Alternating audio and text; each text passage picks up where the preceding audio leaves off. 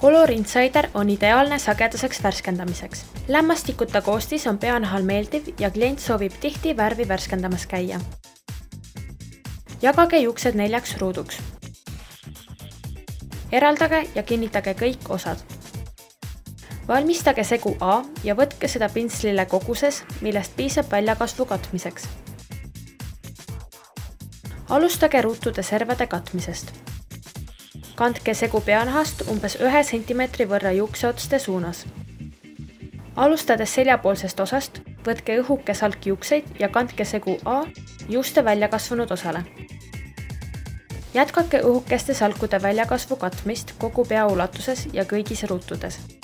Kontrollimiseks kasutage värvipintsli saba, eraldades kergelt juuste keskosa ja otsad.